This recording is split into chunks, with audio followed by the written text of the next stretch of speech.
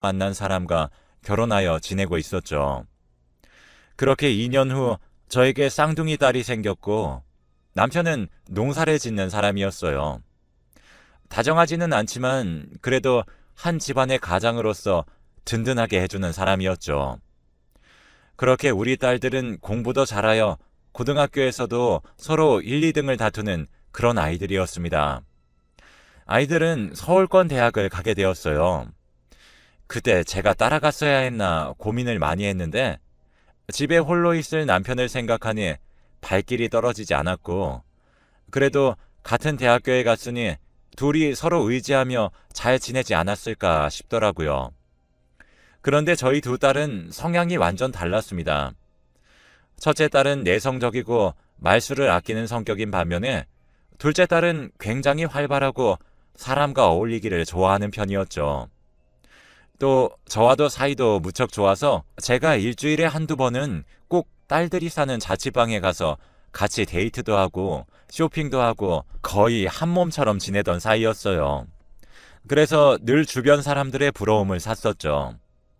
그러던 어느 날 여느 때와 다름없이 주말에 딸들 집에 가려고 짐을 챙겨서 서울에 도착했습니다.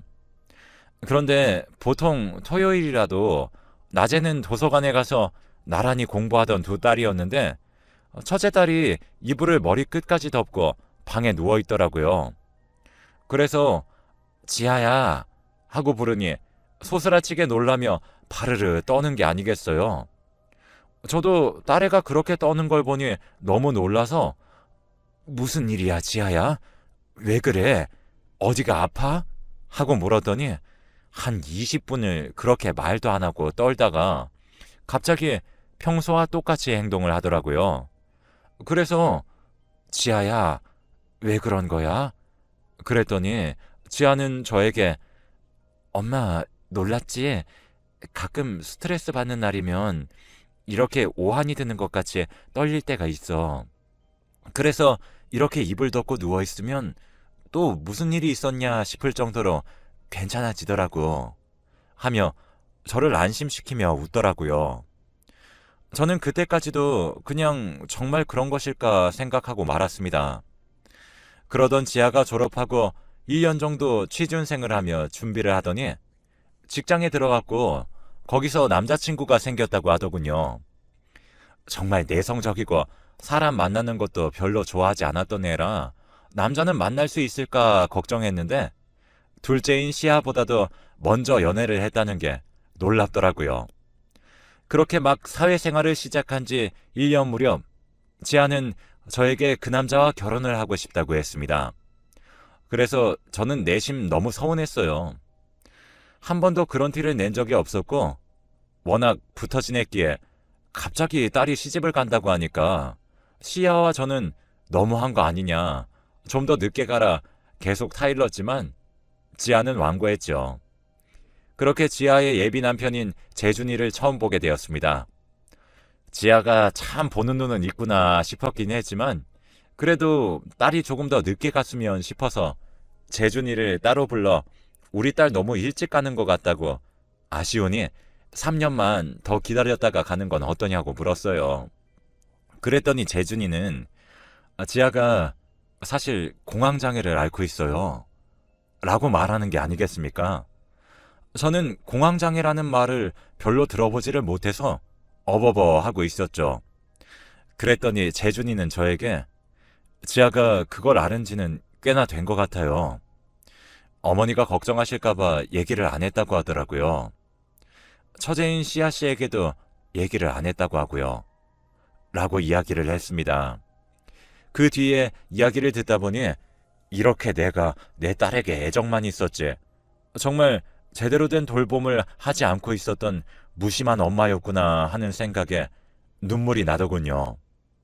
그 뒤에 재준이가 했던 얘기를 정리해보면 지아가 대학교 4학년 때쯤 스트레스를 많이 받았다고 해요. 아무래도 원하던 직장을 들어갈 수 있을까 고민도 많이 했고 불안해했었다고 하더군요. 그러다 도서관에 가서 시간이 늦은 줄도 모르고 공부를 하고 있었는데 갑자기 가슴이 미친 듯이 뛰면서 숨이 막히는 것 같고 손발이 저리면서 온몸에 힘이 쭉 빠지는 느낌이 들었다고 해요. 이대로 있다가는 죽을 것 같다는 생각이 들어 119에 전화해 응급차에 실려갔다고 합니다. 근데 응급차에 실려가는 와중에 조금씩 진정이 됐고 여러 가지 검사를 받았지만 아무런 이상이 없다는 말을 듣고 집으로 돌아왔다고 하더군요.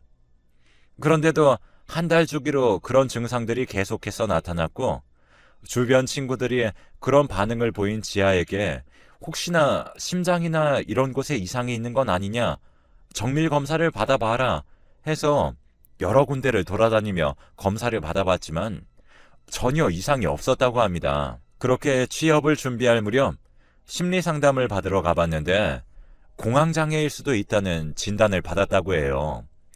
지아는 처음에는 부정했다고 하더군요.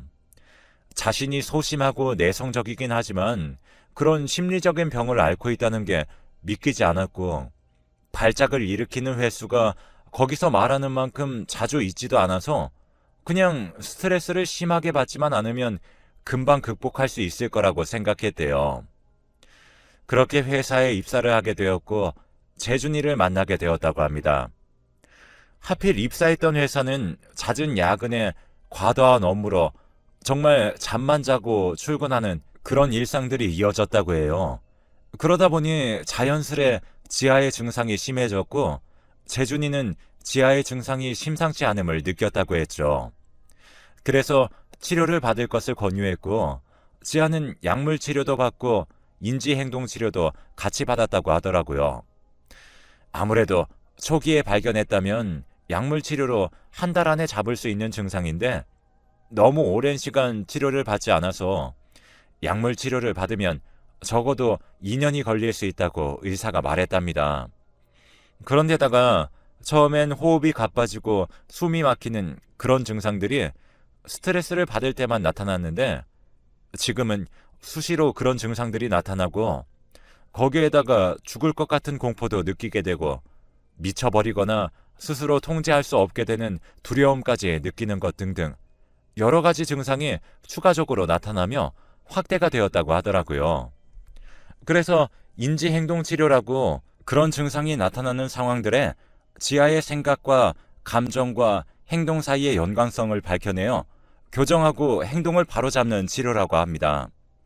그래서 공황기록표나 기분기록표 등을 작성을 하는데 아무래도 지하 스스로는 본인 상태를 기술하는데 어려움을 겪고 있을 정도로 공황장애를 오래 앓고 있어 안정적인 심리 상태를 가지고 있는 재준이가 옆에서 도와주게 되었다고 해요.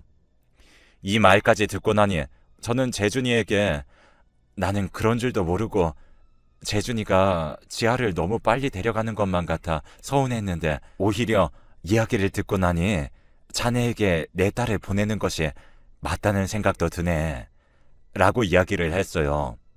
그랬더니 재준이는 안 그래도 지아가 자신의 증상이 점점 심해지는 걸 보고 결혼은 아직 이른 것 같다 이야기했어요.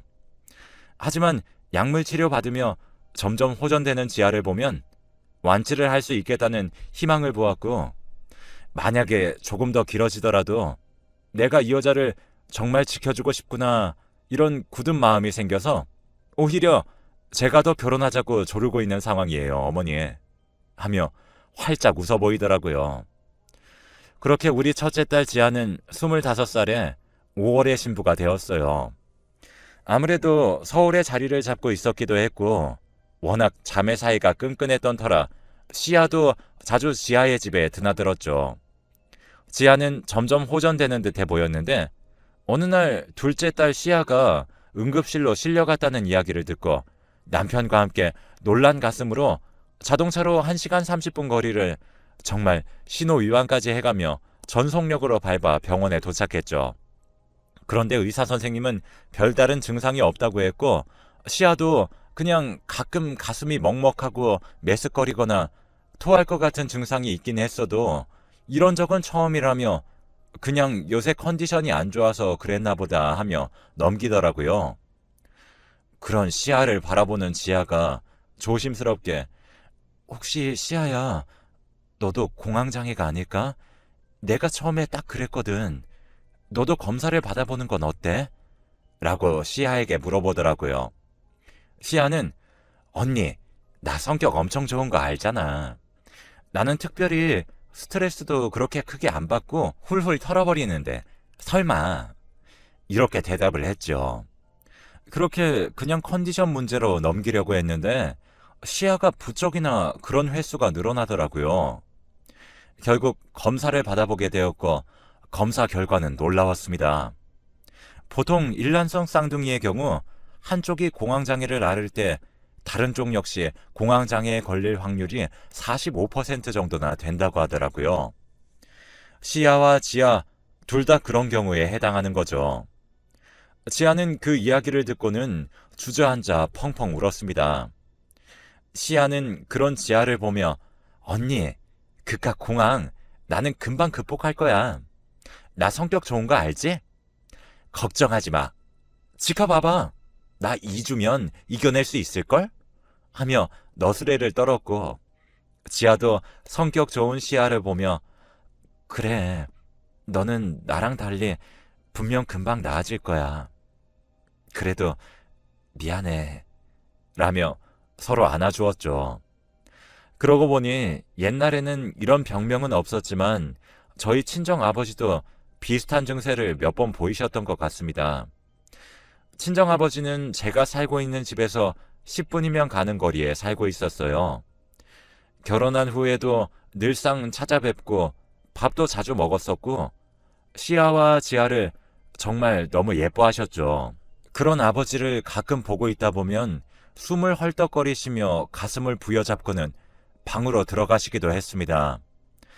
아버지도 검진을 받으셨지만 건강에는 이상이 없었다 보니 별다른 치료 방법을 모른 채 그렇게 지내셨죠. 그래서 사람을 그렇게 좋아하던 아버지가 사람들이 집에 다수가 찾아오면 그런 증상들을 보이셨고 그러다 보니 사람들이 찾아오는 걸 점점 꺼려 하시더라고요. 그러다 사람들이 찾아오지 않아도 그런 증상들이 조금씩 찾아왔습니다. 그런데 엄청 심각할 정도는 아니었고 10분 정도 쉬시면 또 괜찮아져서 대수롭지 않게 여기셨죠. 그런데 어느 순간부터 증상이 나타나는 빈도가 매우 잦아져 걱정스러울 무렵에 제가 쌍둥이를 낳았어요. 아버지는 손녀들을 보고 기운을 차리신 건지 증상들의 빈도가 확연히 줄어들었죠. 그래서 아버지는 시아와 지아를 이런 복덩이들 하면서 그렇게도 예뻐하셨습니다. 그러다 갑자기 어느 날 불의의 사고로 돌아가셨죠. 아무튼 다시 지아와 시아의 이야기로 돌아가자면 지아는 시간이 흘러 예쁜 딸아이를 낳았어요. 시아는 조카 바보가 되어 더 부쩍 지아와 가깝게 지냈죠. 그렇게 시아도 지아도 아이들이 태어난 이후로 공황장애와는 점점 멀어지는 듯 보였습니다. 그런데 어느 날 시아가 계속 속이 메스껍고 이상하다며 토를 자주 하기 시작하더라고요. 마치 입덧처럼 말이죠. 그걸 본 전 처음엔 공황이 또 찾아왔나 싶어서 약을 먹이려고 했어요. 그런데 시아가 가만히 생각에 잠기더니 갑자기 급하게 집을 뛰쳐나가더라고요. 한참 뒤 집으로 돌아온 시아의 손에는 임신 테스트기가 하나 들려 있었습니다. 내밀길래 자세히 들여다보았죠. 2줄이더군요. 심장이 덜컥 내려앉았습니다. 저는 시아에게 이게 무슨 일이니? 연애도 안 하던 네가 무슨 일이냐? 물으니 시아는 자주 클럽에 놀러 가는데 그때 만난 남자의 아이를 가지게 된 것 같다고 이야기하더군요. 저는 당연히 반대했어요. 하루라도 빨리 아이를 지우자고 했죠. 시아는 그런 저의 손을 뿌리치며 엄마, 나 예전부터 말했잖아. 결혼은 하지 않아도 좋지만 아이는 낳고 싶다고. 어차피 남자한테 관심도 없었어. 오히려 나에게 임신이 축복처럼 느껴져. 그냥 이에 낳아서 애랑 둘이서 살래. 나 그럴 만한 능력도 돼. 라며 저를 차분히 설득하더군요. 워낙 본인이 한번 마음을 먹으면 해내는 시아였기에 시아의 뜻을 따라주기로 했습니다. 그렇게 시아와 지아는 1살 차이 나는 아이들을 낳아 이제는 가끔 저희 부부가 살고 있는 시골집을 놀러 왔었죠. 그렇게 행복하고 단란한 시간이 흘렀습니다. 그러던 어느 날 정말 시간을 되돌리고 싶은, 제 목숨을 팔아서라도 돌리고 싶은 그런 날이 있었어요. 재준이가 시아와 지아에게 아이를 맡아줄 테니 자매끼리 1박 2일로 여행이라도 다녀오라고 했나 봐요. 고민하다가 시아와 지아는 차라리 엄마 얼굴이나 보고 오자, 간 김에 농사도 도와드리고 와야겠다 하며 저희 집으로 오는 날이었죠. 그날 비극이 일어났습니다. 갑자기 재준이가 제게 전화를 걸었더라고요. 재준이는 저에게 시아와 지아 아직 도착 안 했나요? 라고 물어보았죠. 저도 그제서야 시계를 쳐다보니 아침 11시에 출발했다던 시아와 지아였는데 벌써 오후 2시가 넘었더라고요. 그래서 저는 재준이에게 애들 가끔 요 근방에 주차해두고 산책도 하고 오잖아. 그런 것 아닐까? 걔들 또 수다 떨기 시작하면 전화도 잘 안 받잖니? 라고 말을 했더니 재준이가 저에게 오늘 지아가 이상한 말을 했다며 이야기를 들려주더라고요. 지아가 시아와 함께 저희 집으로 출발하기 전날 밤에 꿈을 하나 꿨대요. 그런데 그 꿈에 제 아버지, 즉 자매의 할아버지가 나온 거죠. 지아와 시아는 오랜만에 만난 할아버지가 반가워서 펄짝펄짝 뛰면서 안기려고 가까이 다가갔는데 갑자기 할아버지가 떼끼 놈아, 여기가 어디라고 와? 썩 돌아가! 하며 무섭게 화를 냈대요. 그래서 지아는 무서워서 뒷걸음질을 쳤지만 시아는 빵긋빵긋 웃으며 할아버지 너무 보고 싶었어요 하며 폭 안기더랍니다. 그러면서 시아가 지아를 보고 언니 빨리 와, 할아버지가 이놈 이렇게 화를 내도 이렇게 좋아하시잖아, 얼른 와, 이러더래요. 그런데 이때 제 아버지가 니들이 이렇게 원하니 어쩔 수가 없는 모양이구나. 우리 딸 불쌍해서 어떡하니? 딸에게 미안해도 어쩔 수가 없다 하며 그렇게 셋이서 서로 손을 잡고 강을 건너는 꿈이었다고 하더라고요. 그래서 재준이는 너무 찝찝한 꿈을 꾼 것 같으니까 다음에 가면 안 되냐고 했대요. 하지만 시아가 형부, 언니가 개꿈 꾼 거야. 우리 할아버지가 크게 벼농사를 지었는데 그게 이번에 아주 풍년이 되려나 보지. 돌아올 때 좋은 쌀 가지고 올라갈게. 알았지? 하며 넘겼대요. 재준이는 그런 시아의 농담에 안심이 되어 운전 조심히 하라고 한 뒤 끊었다더군요. 그러고 도착할 시간이 넘었는데도 시아랑 지아 둘 다 전화가 되지 않는다며 정말 아무 일 없는 게 맞겠죠, 어머니?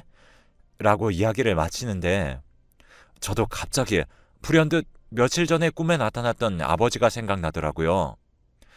아버지는 제게 알 수 없는 말을 했습니다. 아버지는 본인이 평생 가꾸신 벼농사를 짓는 논에 앉아 계셨어요.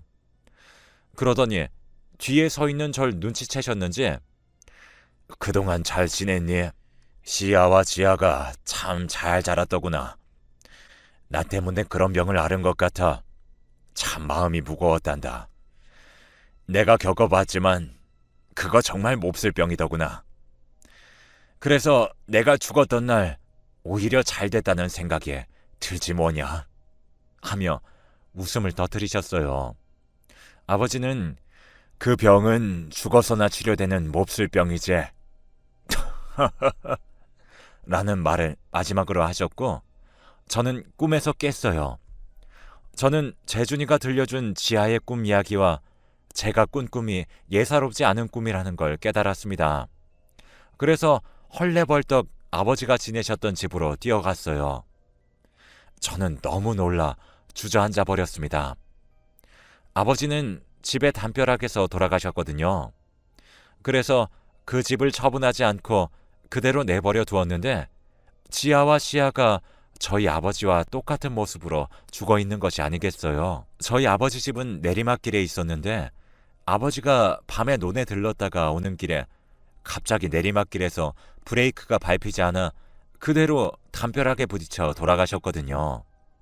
그런데 아버지가 죽었던 그 담벼락 거기 그대로 아이들 차가 박혀 있는데 정말 믿기지가 않더군요. 저는 바로 119를 불렀지만 이미 늦었습니다. 시아와 지아도 그 자리에서 눈을 감았습니다. 부모가 죽으면 무덤에 묻고 자식이 죽으면 가슴에 묻는다고 하죠. 저랑 남편은 2년 동안 정말 살아있어도 살아있는 것이 아니었어요. 매일같이 아이들이 죽었던 곳을 찾아가 국화꽃을 놓고 왔고 그곳에 주저앉아 펑펑 울었죠. 저희가 기운을 차릴 수 있었던 이유는 재준이 덕이 큽니다. 저희가 정신을 놓고 사는 동안 재준이는 자주 시아와 지아를 쏙 빼닮은 아이들을 데리고 저희를 보러 내려왔어요. 막상 눈앞에서 시아와 지아를 쏙 빼닮은 아이들을 보니 정신을 차려야겠다고 생각을 했죠. 재준이는 그 사이 시아가 낳은 딸을 본인 호적에 옮겨두었다고 했습니다. 정말 재준이에게는 평생을 잘해주어도 모자랄 그런 은혜와 사랑을 받았네요. 저희도 그동안 모아온 재산의 일부를 재준이에게 넘겼습니다. 재준이는 계속 이러지 마시라 거절했지만 제가 완고하게 밀어붙였어요. 우리 시아와 지아 몫까지 가져가서 남부럽지 않게 아이들 키워내라며 억지로 지어주었습니다. 아마 시아와 지아도 그걸 바랐을 거예요. 홀로 아이를 키운다는 게 쉬운 게 아닌데 거기다가 자기 아이도 아닌 시아의 딸을 거둬들인 것을 보면 재준이는 저희 부부에게 정말 은인입니다.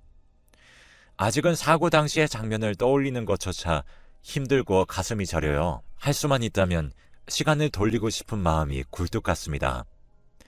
그런데 그런 생각이 들 때마다 아버지가 꿈에서 했던 말이 생각나곤 해요. 죽어서야 치료되는 몹쓸 병이라고 했던 말이요. 아마 아버지는 너무 괴로워하는 시아와 지아를 보며 어쩔 수 없구나 하며 데리고 간 게 아닐까 싶어요. 너무 마음 아프지만 한편으로는 이제 드디어 아이들이 고통으로부터 자유롭게 되었구나. 정말 자유로운 몸과 정신으로 행복하게 지내고 있겠구나 싶기도 합니다. 저도 남편과 재준이와 함께 아이들을 잘 키워내고 나중에 하늘에 가서 시아와 지아가 너무 고생했어 하며 꼭 안아주는 그날을 기다리며 저는 오늘도